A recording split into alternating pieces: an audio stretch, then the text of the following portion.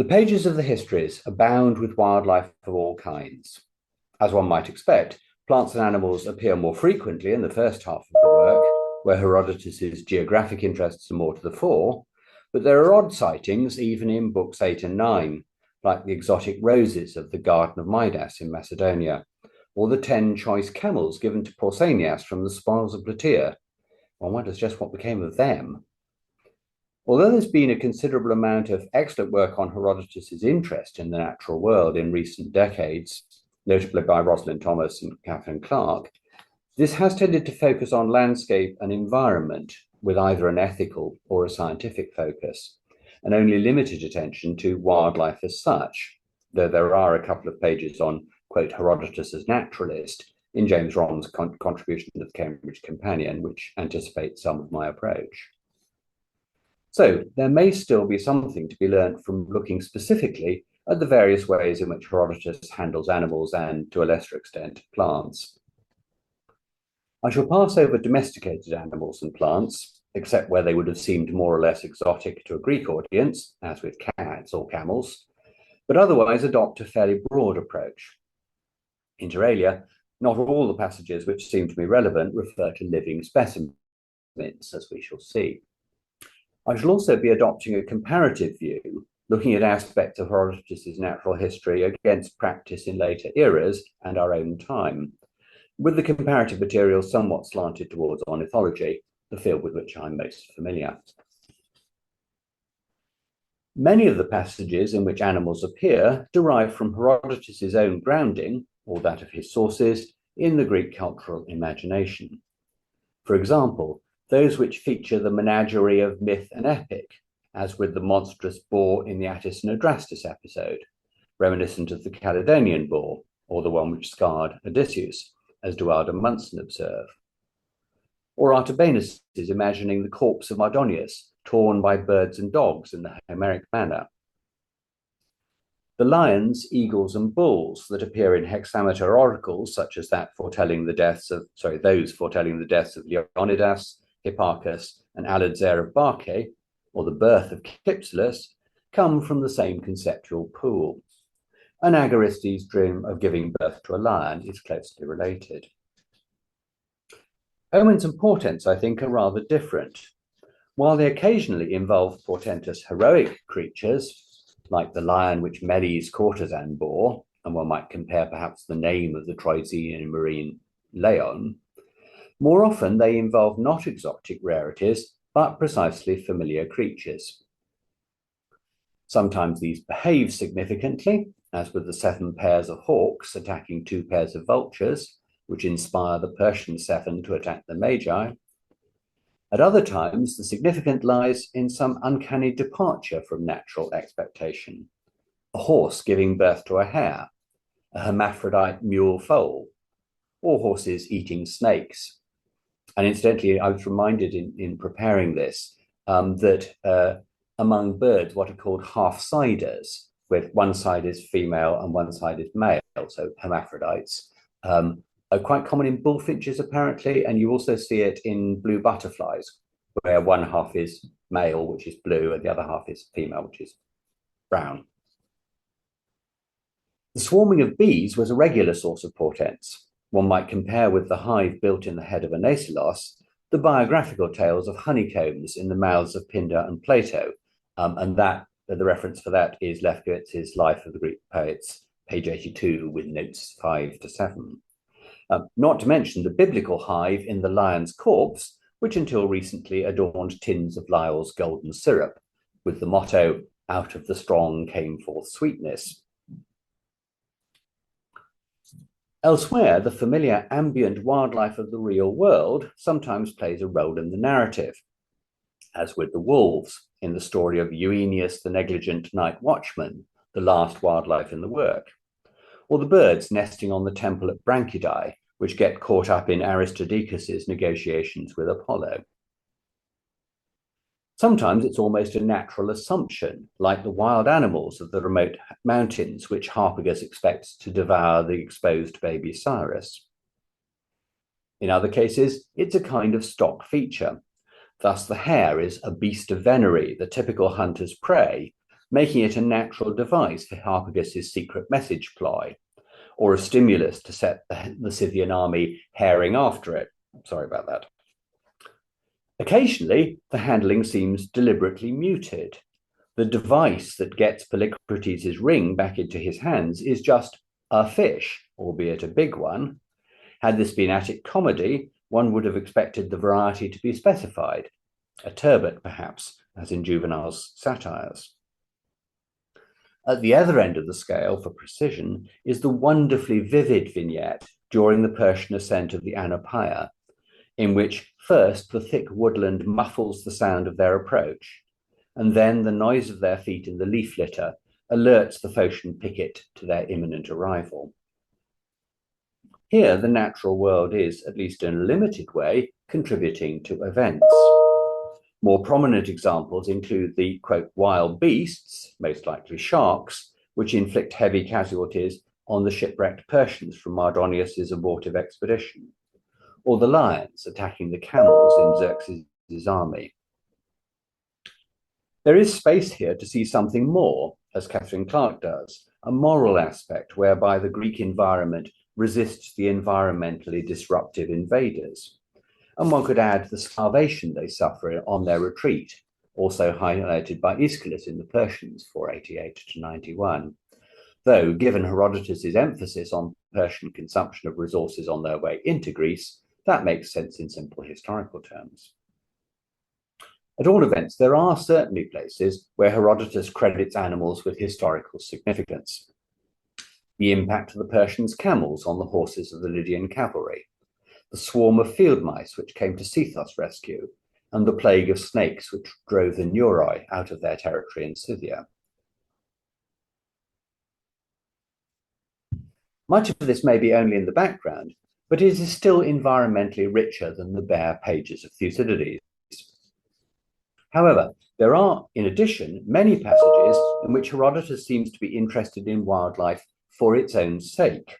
And in the rest of this talk, I want to explore the various ways in which he seems to me to show some similarities to modern naturalists in the ways that he approaches it. Next slide, please.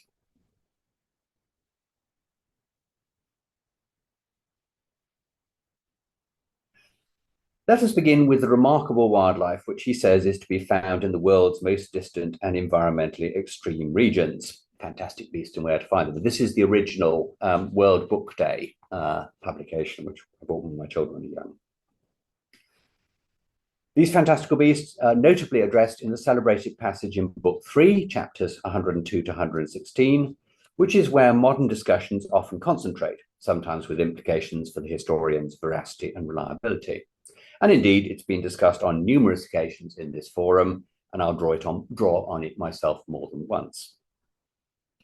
These creatures are, of course, wonders, not only in themselves, and interest in rare and exotic species is itself a feature of engagement with the natural world in the modern era, twitches. But also, I think, in the ways in which humans interact with them, a theme to which I shall return. We are dealing with the edges of the world, the hazy regions inscribed in early cartography with the legend, "Here be dragons." Herodotus, though, differs in two regards. First, that he would have written, "Here there are said to be dragons," and secondly, in that the animals he reports are not really fantastic, unlike, say, the staple fare of medieval bestiaries. Next slide, please.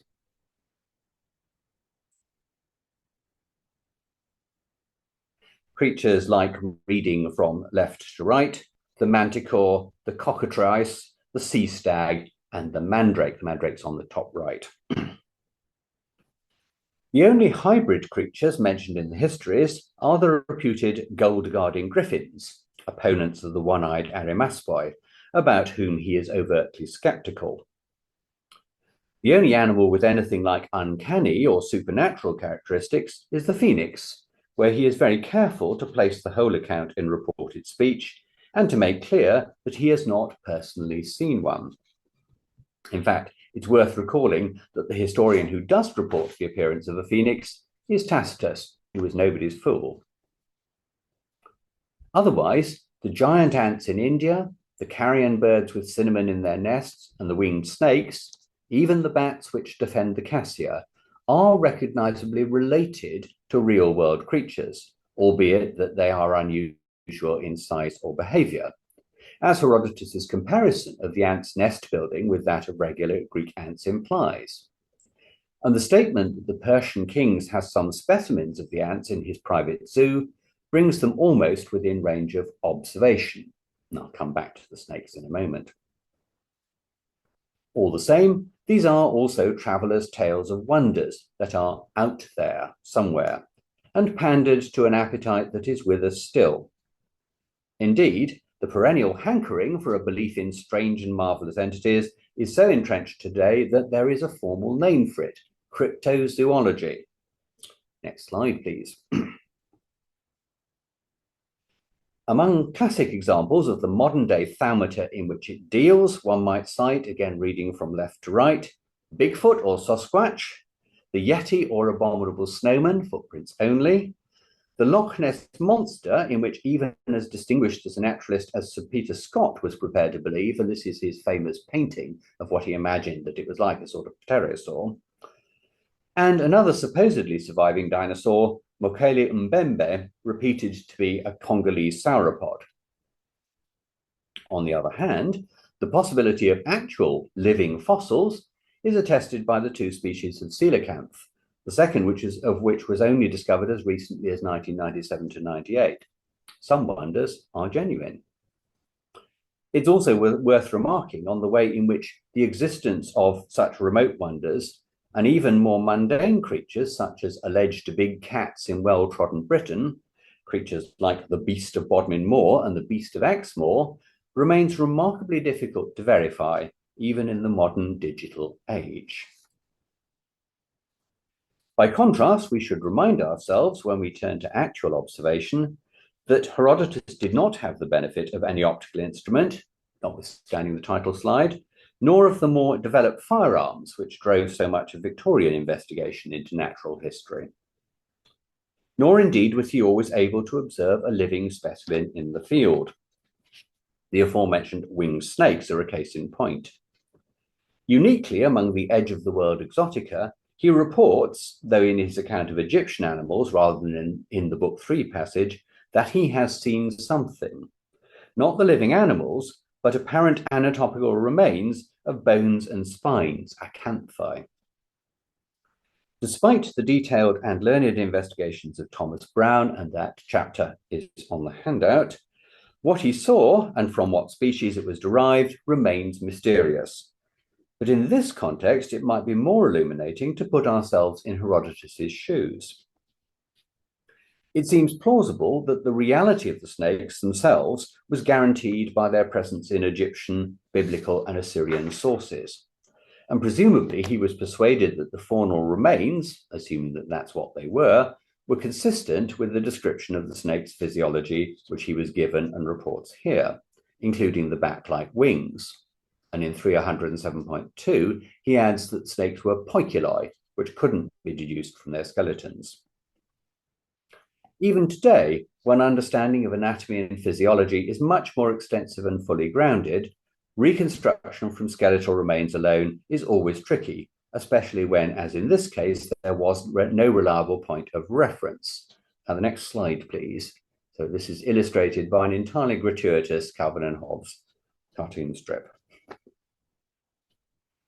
Perhaps the integration of the snakes in a predator-prey relationship with a known and visible species, the ibis, was an encouragement to accept his informant's information as given in good faith.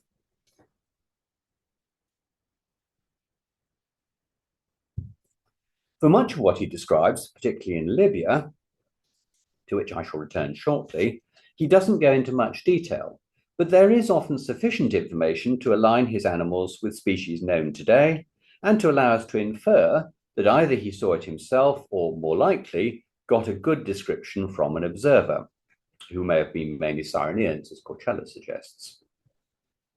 In Egypt, however, some of his accounts are more extensive and often quite creditable. He doesn't always get things right, as in the case of the hippopotamus, which does not have cloven feet, a mane, or a tail, nor does it neigh. Some of this looks as though it is due to mistaken expectations arising from the animal's name. And on that basis, the implicit point about the cloven feet might then be that being an artiodactyl, the hippopotamus has even toes rather than solid horse-like hooves. At least part of his account appears to have been derived from Hecateus, fragment 324, though the source, Porphyry, expresses himself in rather general and sweeping terms. But in any case, we may doubt how much direct observation was possible. If he was well advised, Herodotus will not have got close to one of the most dangerous animals in Africa, which may be why he seriously underestimates its size. However, he does considerably better with the crocodile, giving a pretty accurate description of its appearance and habits. He is correct about the size of its eggs, for example. So there may be at least an element of personal observation. Only his account of the crocodile hunt is derived from Hecateus, according to Porphyry. And all of this has been discussed very carefully by John Dillery. He's mistaken about the physiology of the crocodile's jaw, though the observation that they don't appear to move the lower jaw is correct, given their typical posture. He's evidently interested in crocodiles, since he later mentions the Indus as the only other river where they occur, although actually that's a different species, the mugger crocodile. He exaggerates the maximum length to which crocodiles can grow, and 17 cubits, his figure is around 9 meters, as against a maximum of something like 6 meters in reality. But here too, a close approach was not advised, and this is Africa's largest predator, so the temptation to exaggerate is understandable. Next slide, please. He does even better with the sacred ibis, which you see here. Birds of the Western Palearctic, the standard encyclopedic work, describes it as, quote, mainly white with dark, long, heavy, decurved bill, dark, wholly bare head and neck, black scapular plumes, those are the ones hanging over the tail, and black tips to flight feathers. So one has to say that 276.2, which you have on the left of the slide, is an excellent field note. Next slide, please. For his other ibis, 276.1, he has lumped together two related species, glossy ibis and bald ibis, as Geoffrey Arnott, my late colleague, notes in his book. But understandably so, since both are, from a distance, all black with a decurved beak. The crane-like legs fit glossy ibis on the left rather better, while it's the larger bald ibis on the right that is reported as taking snakes and other reptiles, again in both the Western Palearctic 345. Here too, he's well out on size, and his comparator, the crex, is only half the size, whether we identify it as corncrake or black-winged stilt, again see Arnott under crex. But he's not likely to have got close to his subject. Bald ibis is a cliff nester, and BWP describes glossy ibis as, quote, intolerant of human presence, especially when breeding. Nevertheless, it does seem to me that his descriptions make best sense if understood as derived from his own observation. Equally, there is a little of the twitcher in him, in that what he writes up are species more or less unknown in the Greek world. He doesn't, for example, give any account of hawks, Hyraces, or of the Egyptian goose, the Cainalapex, although both are mentioned as being sacred. And at this point, we can dispense with the PowerPoint. Thanks, Tom. The other major zoological set piece is Herodotus' account of the zone of abundant wildlife in Libya in 41912, a region which is already flagged up in his account of Egypt. The list of species is something of a jumble. As in Egypt, there are creatures verging on the fantastical, the dog heads and headless, and those with eyes in their chests, the last at least, and perhaps all three, reported on the authority of the Libyans, together with wild men and women, which are presumably primates of some kind. All these are framed by much more obviously realistic animals, with an emphasis on reptiles, predators such as lions and other cats, fennec and jackal, and a great variety of ungulates, especially antelopes. Particularly striking observations are the enumeration and distinction of 3 species of mice and the comparison of the weasels with those in Tartessus. Here too, the selection of species explicitly leans towards the exotic and unfamiliar. In 4192-2, he states that the species listed are endemic to this part of Libya. It also seems very likely to be influenced by his larger scientific thinking, as Rosalind Thomas argued. She pointed to the high proportion of horned animals included here and inferred a connection to ideas of a link between heat and growth, which he explores elsewhere with specific reference to the presence or absence of horns. There must be more to it than heat, however, for beyond the wildlife-rich zone, there are desert zones as hot or hotter, but with no wildlife at all because of their extreme aridity. There may, as Thomas also suggests, have been contemporary ideas about the importance of moisture for the unusual biodiversity of Libya. Herodotus certainly seems to be alive to the biological richness of wetlands and highlights a number of them with reference to wildlife, including the marshes of the Nile Delta, the Borysthenes with its sturgeon, and the lake in the forests of Scythia, where the Budini hunted otters, beavers, and an animal with a square face, perhaps some kind of mustelid such as the sable. The beavers were also of interest to contemporary science for medical reasons, as Thomas explains. In each case, a brief description of the habitat precedes mention of the significant species which it supports. Herodotus then thinks about wildlife in relation to habitat and environment, and is alert to environmental diversity, and not just on the edges of the world. In Scythia, he distinguishes between the grassland of the steppe and the boreal forest of the taiga, and also gives an extended account of the climatic regime, very different from that of the Mediterranean. In Thrace, he reports a zone north of Viesta, quote, infested by bees, and so inaccessible to humans, though because of the cold, he is skeptical that the insects are in fact bees. And elsewhere, his remarks on different types of soil and climate reflect the same outlook.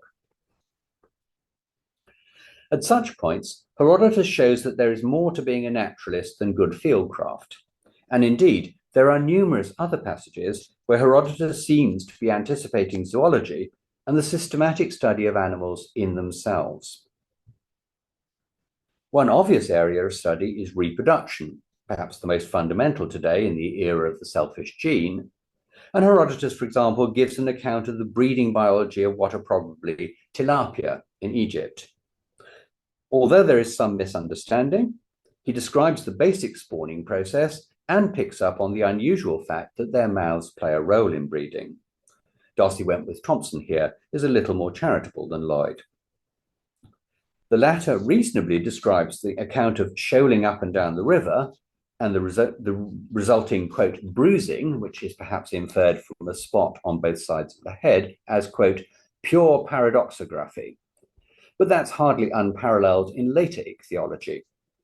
I can't resist quoting the great Alan Davidson in his Mediterranean Seafood on megrim, a sinistral flatfish which happened to have appeared in the supermarket in the last couple of weeks. He says that, quote, it has 2 other names, sail fluke and whiff. The former refers to a tale from Orkney, according to which the fish has the habit of upending itself with its tail sticking out of the water and acting as a sail. Some 19th century zoologists accepted the story, and one even gave the fish a scientific name, Zygopterus velivolans, which reflects it, end quote. And for a more pervasive example of a misunderstanding of the appearance of a species, I'd point to the very pervasive and enduring idea that the pelican feeds her young with her own blood, which is simply derived from the red marking that develops on the chest during the breeding season. Lloyd might have passed a similar judgment about paradoxography on the passage concerning crocodiles and the trochilus, which is also previously featured in the Helpline and probably can't be pinned down to a single species. But even if modern observers have struggled to replicate the observation, it displays an appreciation of the genuine potential for symbiotic relationships. Distribution is another big topic in zoology today, which Herodotus occasionally anticipates. He reports, for example, that lions are only to be found in northern Greece between the rivers Achelous and Nestos, and nowhere else in Europe. Likewise, he remarks in 41922 on the complete absence from Libya of deer and wild boar, which are found everywhere else. He recognizes, too, that animals are not necessarily uniform across their range, though his specific claim that animals are larger in India, 31062, derives from the already mentioned principle of an association between heat and growth, and actually goes against what's called Bergman's rule for clines, which states that homeotherms typically increase in size with distance from the equator, because that reduces surface to volume ratio, and so heat loss. So the further from the equator you are, the bigger you are. And horses, the one exception which Herodotus mentions for India, might be due to actual observation trumping the general rule, as well as being a species where he recognizes diversity in the wild, with mentions of the shaggy ponies of the Saginai, too small to be ridden, though effective draft animals, and the wild white horses of the Scythia, perhaps the now extinct tarpan, as Carolyn Willikers suggests in her article on horses in the Herodotus Encyclopedia.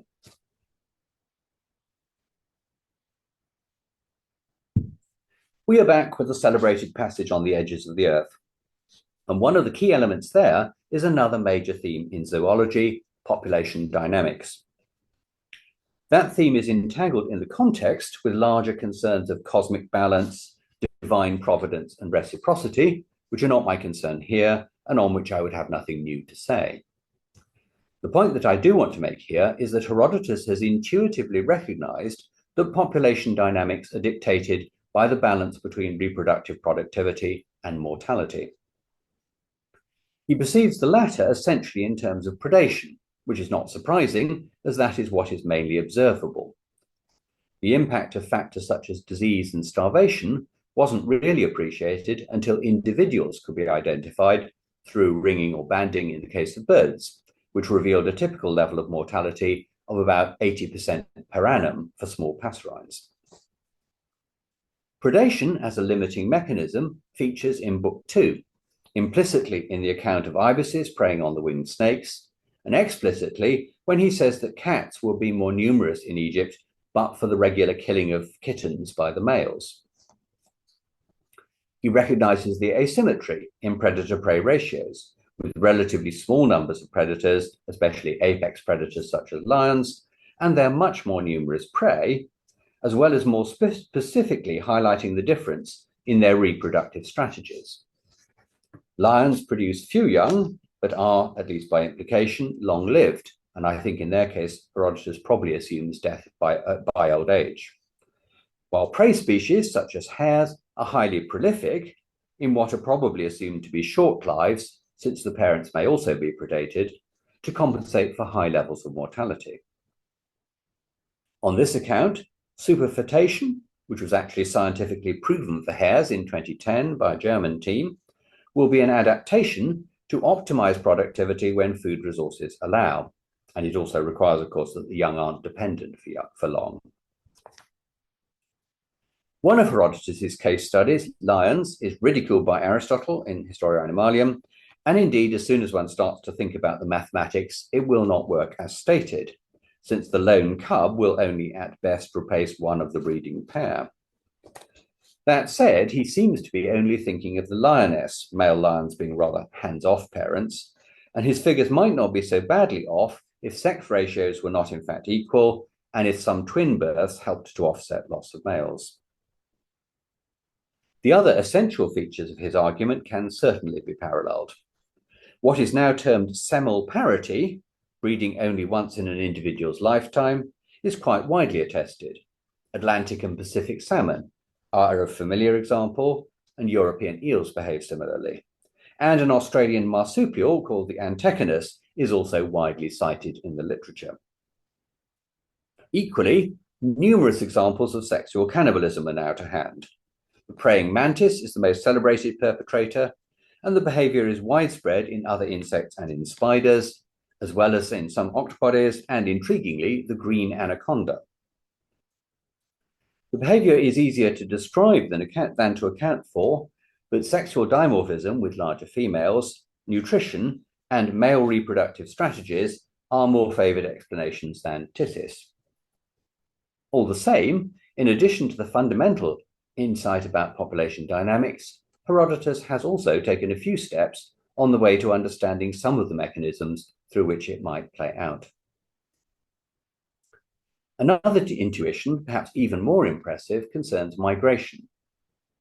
In appraising theories about the Nile flood, Herodotus rejects the proposition that it's due to melting snow, one of his arguments being that swallows and kites, that is the black kite, Milvus migrans, are resident in the southern part of the river's course, and that cranes migrate there from Scythia, all of which is true. Of course, Greeks have been aware of the comings and goings of swallows and cranes for centuries. The point is that Herodotus intuitively recognizes that migration is a survival strategy, something that Aristotle would state overtly a century later. These southern Egyptian birds do not migrate because they live in a hot environment and so do not need to. To understand this might not seem like a big deal, but arguably it is. Even Aristotle undermined his own understanding by accepting the proposition that some swallows in particular, and kites too, hibernated on land. Some believed, even more bizarrely, that swallows hibernated underwater, and the belief in hibernation persisted well into early modern times, only finally disappearing around 1800 CE. Moreover, those who maintained it regularly appealed to eyewitness of physical evidence, and books depicted drafts of swallows hauled up by fishermen, as they did also to support the claim that barnacle geese were born by spontaneous generation of barnacles on timber, which somehow mutated into birds. And for example, the herbalist John Gerard, according to Tim Birkhead, claimed to have seen this. As Tim Birkhead puts it, they saw what they believed rather than believing what they saw. Only perhaps in the case of the winged snakes does Herodotus seem guilty of the same fault, and maybe not even then.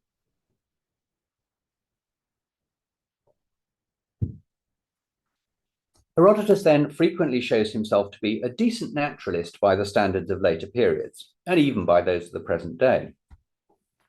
However, in the rest of this talk, I want to suggest that more often when he engages with the natural world, he's actually doing something more sophisticated and up-to-date, ethnobiology. And here I'd like to credit Natasha Bershadsky in the Herodotus Encyclopedia in her article on birds, so suggesting that in Egypt, or when he deals with Egypt, Herodotus is doing ethno-ornithology.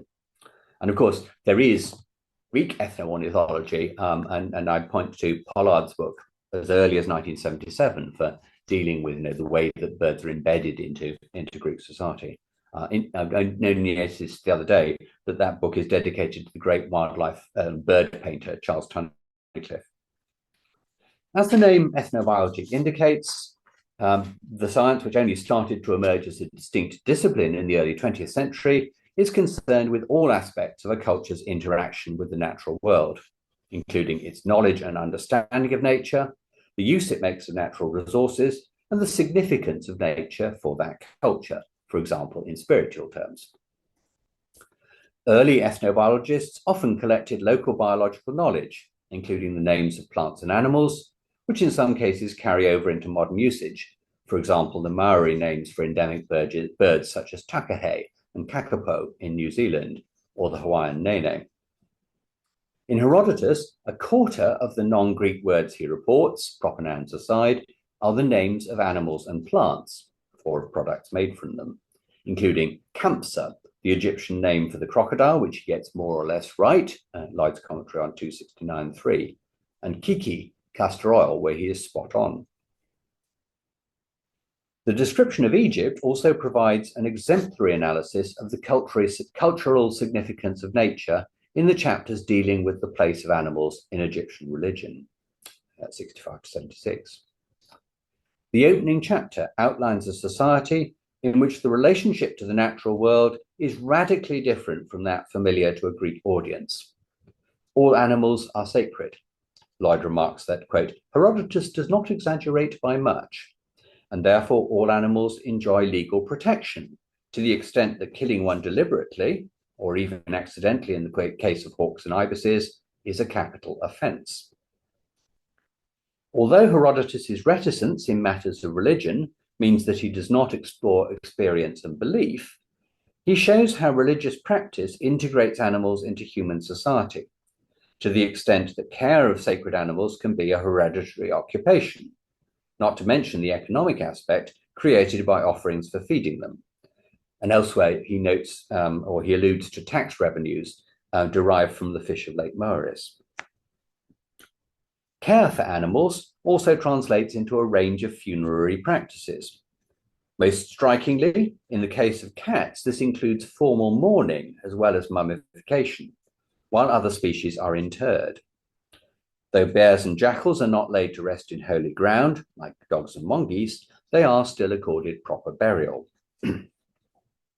Like the joyful reaction to the appearance of the Apis bull recounted in Book 3, mourning for the deaths of cats points to an emotional dimension to at least some human-animal relationships in Egypt.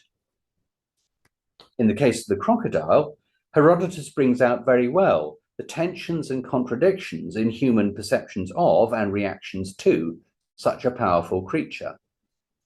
In some parts of the country, it is revered as sacred, with chosen individuals tamed and pampered in life and mummified after death. Yet elsewhere, it is regarded as an enemy and hunted for food. The religious aspect recurs later when he reports the special provisions for burial of anyone killed by a crocodile, because, quote, the corpse is something more than human. Herodotus's subtlety and capacity to embrace complexity in dealing with the religious dimension of Egyptian ethnobiology is in marked contrast to the simplistic antitheses of Attic comedy, typically organized around the twin axes of diet and religion, and displaying a particular fixation with eels. I've given you some references on the handout, and there's a whole excellent chapter in Tim Long's book on barbarians in Greek comedy.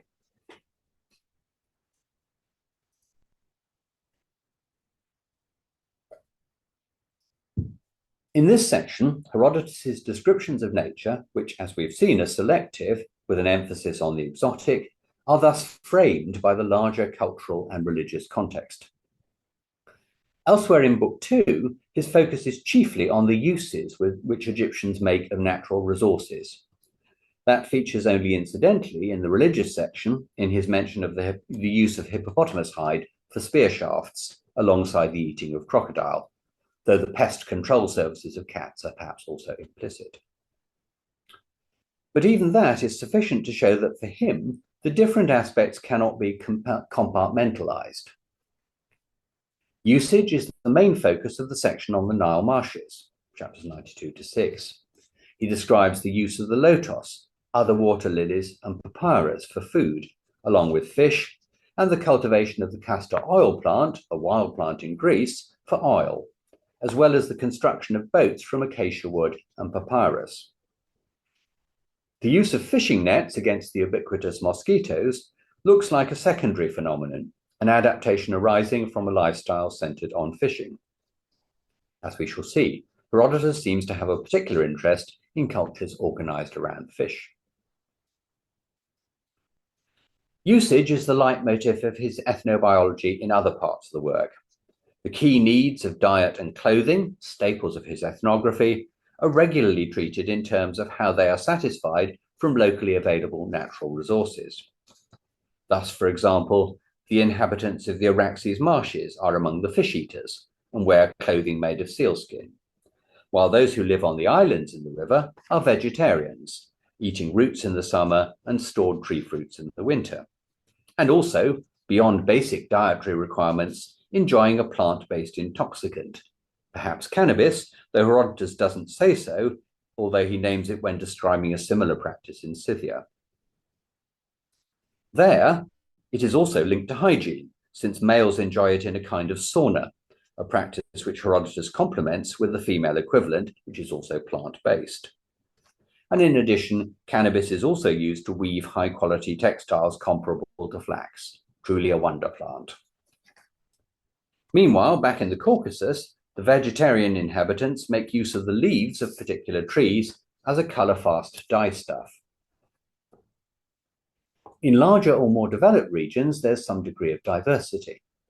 In Egypt, in contrast to the marsh dwellers, the regular population has a varied diet of both cultivated and wild food, with bread and beer from cereals alongside fish and birds, which may be cooked, cured, or eaten raw. In India, the marsh Indians eat raw fish, caught from boats made from cane, and use rushes for clothing. The Padai eat raw meat, and a further unnamed tribe rely entirely on foraged vegetarian food, including a seed pod, which Herodotus describes in detail and which is cooked. Which Indians wear clothes made of cotton is not specified, that's 363. By contrast, in Libya, one has the sense of tribes occupying a sequence of different ecological niches, each one offering different opportunities and prompting a unique response. The Nasamones make seasonal expeditions inland to collect dates and also catch, dry, and grind locusts as a dietary supplement. And the lotus eaters and macliers both exploit the lotus for food, and the former also as the basis for wine, while the Garamantes, living in the zone rich in wildlife, carry ostrich skins in war. And all the nomadic tribes have portable dwellings made of asphodel stalks and reeds. The Gazantes decorate themselves with ochre, exploit wild bees for honey, and eat monkeys. And even more striking are the troglodytes of the interior, whose diet consists of reptiles and whose language seems to mirror their environment by resembling that of bats, familiar animal cave dwellers. It's interesting that although Herodotus reports the distribution of silphium and notes that weasels can be found where it grows, he says nothing about its exploitation. Is that perhaps because it was dominated by the Greeks of Cyrene? Anyway, although food and shelter are his main concerns, there is occasionally a more cultural note, as with the women who bite the lice they remove as revenge. Elsewhere, one might perhaps compare the report of lycanthropy among the Neuroi, and although it concerns a domesticated animal, the rationale of the Massagetai for sacrificing horses to the sun. Herodotus frequently draws attention to cultures with a diet limited to fish. To those already mentioned, we may add the 3 Babylonian clans who turned fish into a kind of flour, same kind of handling as the locusts in Libya, and the Paeonian lake dwellers, book 516, I'll come back to them, all of which suggest that he's particularly interested in the phenomenon. An all-fish diet doesn't seem to be an ideal, quite apart from its being in reality impossible from a nutritional point of view. If there is a dietary ideal, one might nominate the table of the sun, given the high regard in which Herodotus evidently holds the Ethiopians and their excellent physical condition and longevity. And I'd certainly want to distinguish between the two, the table of the sun and fish diet, rather than treating them both as ancient versions of the land of cocaine, as Asheri did. And that's in the, sorry, that was a reference that escaped the handout, but it's his chapter on the Thracians in the Entretien Art volume on Herodote et les peuples non grecs, 1990, and pages 140 to 1 for the specific point.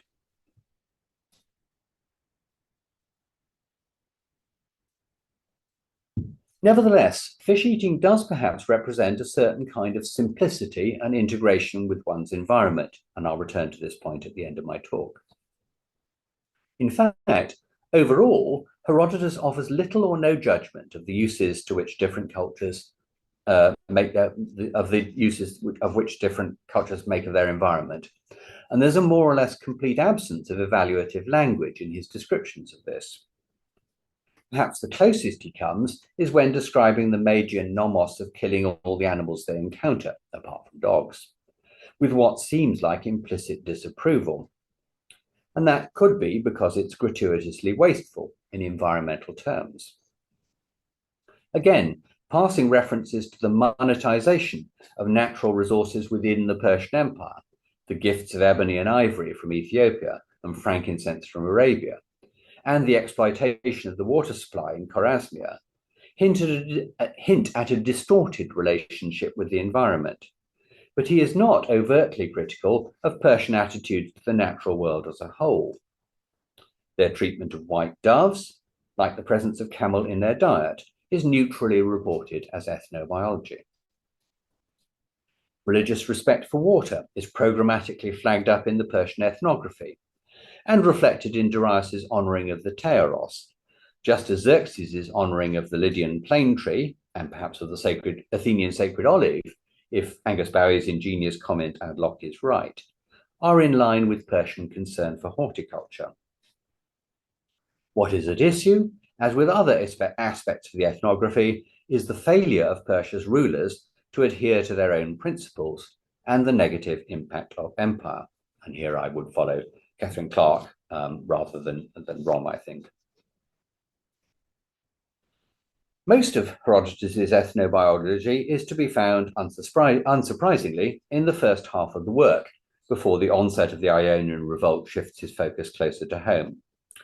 But I'd like to round off my discussion of this theme by highlighting a passage in the second half where it once again comes to the fore, namely the Persian army list. In reviewing the various contingents and their equipment, Herodotus also provides a panorama of usage of natural resources across the subjects of the Persian Empire, often echoing accounts of their culture earlier in the work. It begins with the Indian contingent, whose cotton clothing at least partly answers the question which arose earlier about the use of that material, while their cane bows and arrows are presumably made from bamboo. The Arabians have compound bows, palintona, most likely made from animal horns, while those of the southern Ethiopians are made of palm wood. The arrows tip not with iron, unlike the Indians, but with sharpened stone, while the heads of their spears are made of antelope horn. Their bodies are painted with ochre and chalk, and they wear the skins of lions and leopards. The eastern Ethiopians, meanwhile, share the equipment of the Indians with whom they are brigaded, except that they have shields made of crane skin and horse scalp headdresses. Closer to home, the Thracians have foxskin caps and fawnskin boots. Among the mounted troops, Herodotus notes that the Indians harnessed wild asses and horses to their chariots and reports the presence of an Arabian camel corps, kept separate from the horses for reasons of which, as we saw back in Book 1, the Persians were well aware. Finally, among the naval forces, the Lycians have bows made of cornel wood, cane arrows, goatskin capes, and caps trimmed with feathers. Across the whole army, there is a recurrent pattern of a culture drawing on the natural resources available in their environment for military equipment. Doubtless these were well established as local practices, but again, it's Xerxes' imperial ambition that brings them all together in an ethnobiological kaleidoscope. Finally, all this exploitation of nature might seem to invite the question, where does man himself fit into the natural world? There are some extreme cases in which it seems that Homo sapiens is just another species. When cultures like the Calatii engaged in funerary cannibalism, 338, the division between humans and animals becomes blurred. And indeed, on Herodotus's account, the Padei are explicit about not wanting to waste a resource that can contribute to their diet, while the Massagettai cook the flesh of corpses together with meat from animals, as do the Isidones. The latter also gild the skulls. Elsewhere in Scythia, the skulls of enemies are used as cups, and their skins as trophies, clothing, or light leather to cover a quiver. And the suggestion that Corcella makes that there is some symbolic magic at play here would reinforce the human-animal alignment, I think. Similarly, the Garamantes hunting of the troglodytes dehumanizes them, aligning them with antelopes or ostriches.